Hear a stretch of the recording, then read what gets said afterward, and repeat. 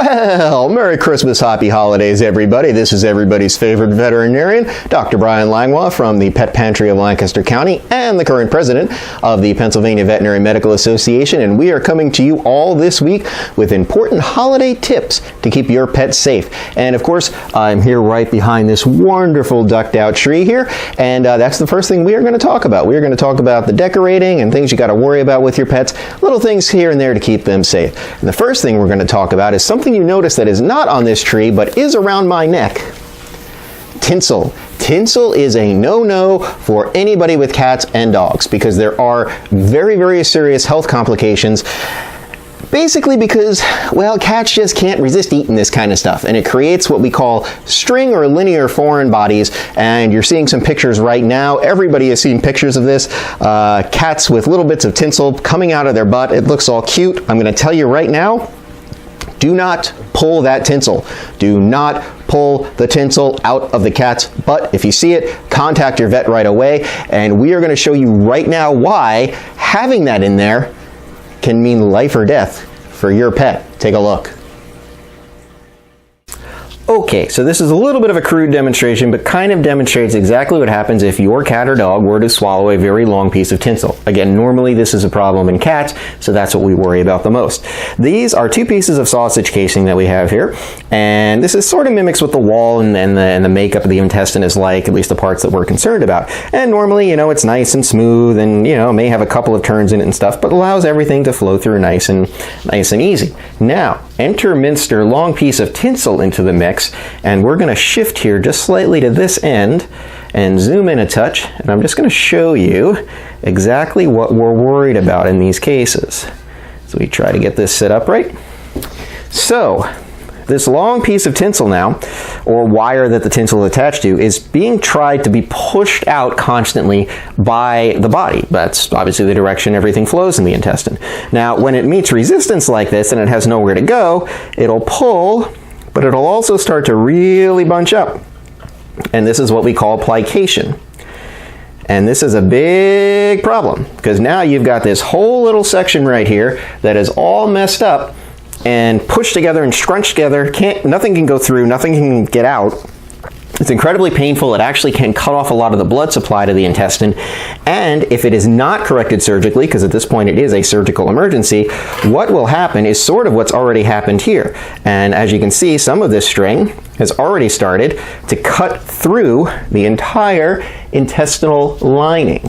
And so now you've got a real emergency situation where the intestines are open, cut apart, and spilling contents into the abdomen. And of course, that is a life-threatening situation. So as you can see here a little bit, we've got some of that wall opened up. A very, very bad thing, something you definitely don't want to have to go through, and it's very easy to avoid if you just make sure that Mr. Tinsel here is nowhere near your pets this holiday season. So there you go. See, definitely want to make sure the tinsel nowhere to be found around the tree, on decorations, anywhere that a cat or dog could get to it, but especially cats because they do tend to like that thing. So let's look a little bit more at the tree itself. One thing everybody likes to do, is make sure that their tree is the fresh. You don't want any of these needles really falling off or anything like that. And a lot of people will obviously water their tree, but they also will start using things like tree preservatives and various fertilizers, things like that. If you are going to use something like that, make sure your dog or cat cannot get anywhere near to ingest it. Some of them can contain certain toxins or things that can really just make your pet's stomach very, very upset, and that's not something you want to be cleaning off your new Christmas carpet or rug or floor for that matter during the holidays. So make sure that if you are going to be using anything, you check the label first to see if it is pet safe, and really you just don't want your pets drinking out of that area anyway, because it can dry out your tree a little bit and lead more to tree fires. And that actually, fire, is the next thing that we are going to talk about real quick.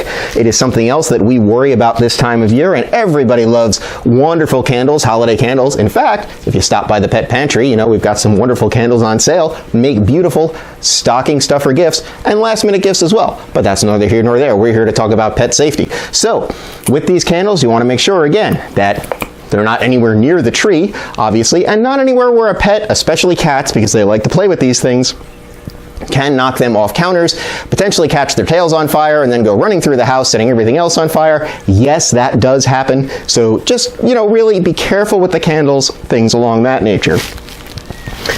Now, Everybody sees it every year, the funny videos of cats going crazy in trees, dogs knocking trees over, things like that. So what can you do to keep your tree safe from your pets this year?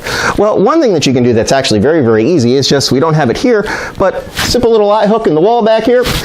Nice little wire, maybe a couple of places. That will actually secure your tree, so this way even if your cats do jump on it, they're not going to knock it over, potentially knock it into a candle that could then set it on fire, and all of the likes like that. So you want to be really careful making sure your tree is nice and secure, and if you do have cats that kind of go crazy, especially on the lower areas, you really don't want any of the glass type or fragile ornaments.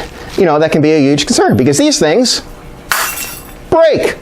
I'm going to have to pay for that later, but we don't want that happening. We don't want the shards potentially getting into, you know, your pet's paws on the fur, where then they may lick them, cut their tongues, potentially ingest a couple of glass shards, which can be problems as well. So we want your pets during this wonderful festive time of year to stay happy and healthy. We are going to be here all week with various tips coming from various areas of holiday preparation that you will go through. This is Dr. Bryan Langlois, the medical director of the Pet Pantry of Lancaster County and the current president of the Pennsylvania Veterinary Medical Association, hoping that you keep your pets happy, healthy, and maybe a little spoiled this holiday season. We'll see you next time. For all these tips and further tips on how to keep your pets happy and healthy during this holiday season, be sure to check out the Pennsylvania Veterinary Medical Association at pavma.org and talk to the most trusted source for all information regarding your pet's health, your local veterinarian.